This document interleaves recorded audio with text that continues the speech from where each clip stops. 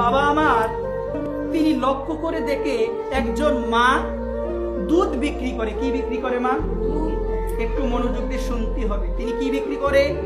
দুধ বিক্রি করে প্রত্যেকের ধারে ধারে গিয়ে। এবং এই মায়ের একটা স্বভাব হলো একটু পরিমাণ দুধও তিনি কাউকে বেশি দেয়, একটু পরিমাণও দেয় না। যদি একটু পরিমাণ বেশি থাকে সেটা তার বাড়িতে নিয়ে যায়। কিন্তু ওই সাধু বাবা মাঝে মধ্যে লক্ষ্য করে ওই মা দুধ বিক্রি করে, কোনো মানুষকে বেশি পরিমাণ একটু পরিমাণ দুধও দেয় না, কিন্তু একজন ব্যক্তি, একজন পুরুষ, তাকে মাঝে মধ্যে দুধ বেশি দেয়, মানে প্রতিদিন একটু না একটু দুধ বেশি দেয়। সে চিন্তা করলো সারাটা গায়ের মধ্যে মা আমার টুকটাক দুধ বিক্রি করে, কাউকে একটু পরিমাণও দুধ বেশি দেয় না, কিন্তু ওই বাবাকে কেন দুধ বেশি দেয়?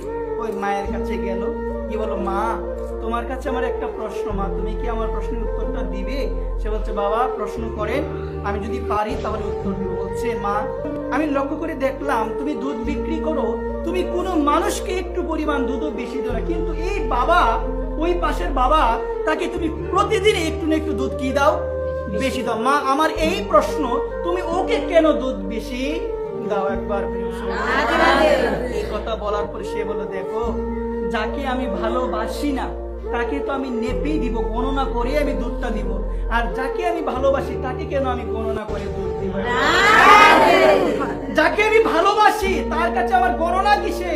তাকে আমি কতটুক দিব, সে আমার প্রতি সন্তুষ্ট হচ্ছে কিনা সেটাই তো দেখার বিষয়। আমি তাকে দুধ বেশি দিই, তার কাছে আমি গণনা করি না, আমি গণনা করে দেই না। আমার কথা হচ্ছে সে যেন আমার প্রতি সন্তুষ্ট হয়, এই কারণে আমি মেপে তাকে দুধ দিই না। আর এই জগতে যত মানুষ দেখতে পাচ্ছি তারা তো আমার ভালোবাসার মানুষ না, এই কারণে তাদেরকে আমি গণনা করে দিই। সাধু বুঝে গেল আমি তো ভগবান তো আমার ভালোবাসার মানুষ, তাকে আমি ভালোবাসতে পারি না। যদি ভালোবাসতে পারতাম ওই মায়ের মতো তাহলে তো আমি গণনা করতাম না, বারবার আমি সাক্ষীমালার দিকে তাকাতাম না একবার।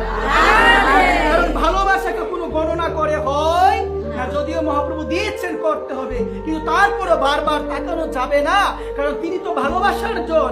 ভালোবাসার জন একজন, তিনি কে?